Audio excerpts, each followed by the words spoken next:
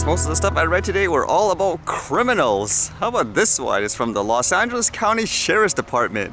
And according to this, there's criminals that are, I guess, pretending or trying to purposely get COVID-19, as they say, so they can get out of, I guess, jail faster. As it says here, and they showed a video, it says it was determined a group of inmates at the Pitches Detention Center, North County Correctional Facility, deliberately attempted to infect themselves with COVID-19. Multiple men were seen sipping from a single bottle of hot water for two reasons: to falsely elevate their oral temperature moments before having their temperature taken by a nurse, and to spread the potential of infection.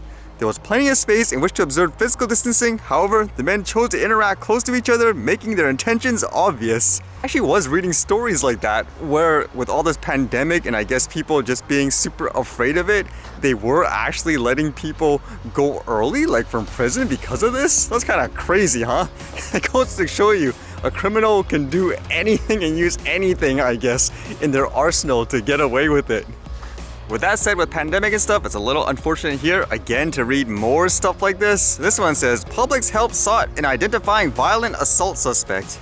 Metro Vancouver Transit Police are asking for the public's help in identifying a man who allegedly attacked a woman, pulling her hair and punching her multiple times while on the bus. As to why, you guessed it. Basically, it's a common thing now here, unfortunately. It says two Asian women wearing protective masks entered the bus and sat down. The man immediately directed his attention to the two women, stating words to the effect of, quote, "Go back to your country, that's where it all started." A woman who was sitting directly across from the man told him to leave the two women alone.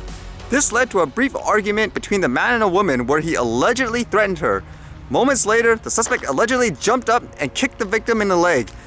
As the victim stood up to defend herself, the suspect allegedly reached over and violently pulled the victim's hair, pulling so hard that a large clump of her hair was pulled from her head. The suspect allegedly punched the victim numerous times in the head and wrestled her to the ground. While pinned to the floor of the bus, the victim was able to fight the suspect off. The suspect left the bus and was last seen running away near Commercial Drive in East Hastings. The victim received bruising to her legs and an injured scalp. People are crazy. That must be a horrible way to live. Go outside not knowing if you're going to get attacked for something that has basically no relations to you. And again, during this time, there's a lot more authority figures using things like drones for things like physical distancing, or just in general. They want to use it to catch bad guys, criminals, make it faster in terms of documenting things like a car crash. It was kind of interesting reading this. Like, there's a report here. It says drones. A report on the use of drones by public safety agencies and a wake-up call about the threat of malicious drone attacks. So what's this, huh? It seems like it's authority figures in the US, I guess, coming up with a report saying how this technology is really useful, and at the same time, it could be really bad. First example of good, like they use a story here, it says, example of using a drone to resolve a suicide by cop incident. In February 2018, a woman armed with a handgun was behaving erratically in a parking lot in Stafford, Virginia. Where Stafford County Sheriff's deputies arrived, the woman attempted to commit suicide by cop, waving her firearm and telling the deputies to shoot her. For the next 4 hours, deputies used a drone to closely monitor the woman's behavior from a safe distance. The video images were so clear that the deputies could gauge the woman's changing mood over time, and they could see when her finger was on the trigger of her gun. They were able to resolve the incident without using lethal force against the woman. They also go into things about training people how to use it, at the same time using things like maybe visual observers. But then this gets kind of interesting because it talks about here like the malicious use of drones.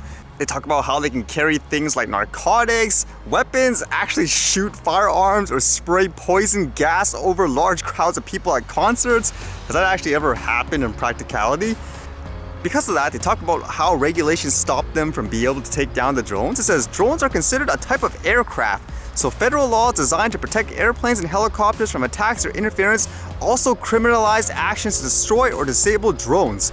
Drones are equipped with computers, so drones, even drones being used to commit crimes, were protected by laws designed to criminalize computer hacking.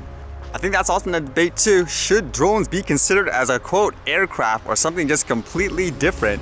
And the interesting here is, with that said, they're basically kind of promoting things like the remote ID. It says, new authority on remote identification is critical. An essential component of the UTM currently under design by the FAA and NASA is automatic remote identification of drones. Remote ID means that law enforcement agents can immediately be alerted electronically to the presence of a particular drone so they can read the electronic signature of the drone and receive certain information. For example, name and identity of the operator. This will help the law enforcement agents distinguish drones properly registered under remote ID as belonging to hobbyists from drones that are potentially threats operated by criminals. I guess that's another example of the push for the remote ID in the US, so it is coming, but how are they going to implement it?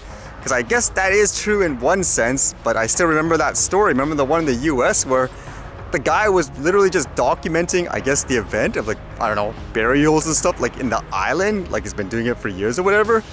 And then these undercover cops or whatever just come up to the guy, take his drone and all that. Like there, like to me, that would be like, hey, that's like a violation of like of his rights and so forth. But they just use like some kind of technicality about where you can take off and land, like in New York or whatever. Like I would be afraid of that, where this thing wouldn't necessarily be about safety, but it's more about controlling, I guess, information and what people could do about it. I read a comment before, which is probably kind of true, where if bicycles were just introduced like more recently, it'd probably be going like the same kind of, I guess, bureaucracy and stuff like that too, huh? Oh, we gotta give these bicycle riders like a license and all that and so forth. Whereas like there, it makes more sense to kind of divide like the road and so forth, like who's supposed to belong where. I think that makes more sense in my opinion.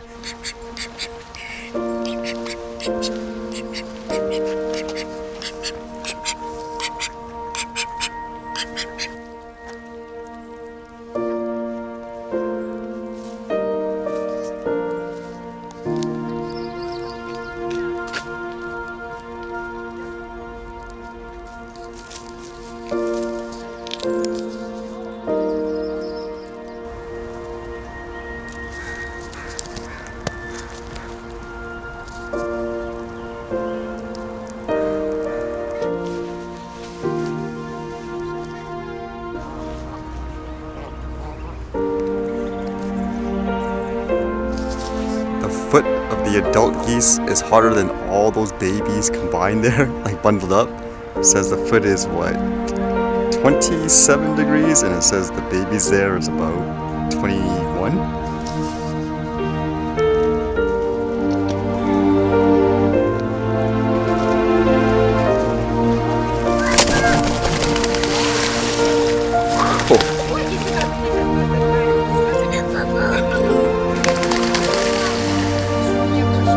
What the heck?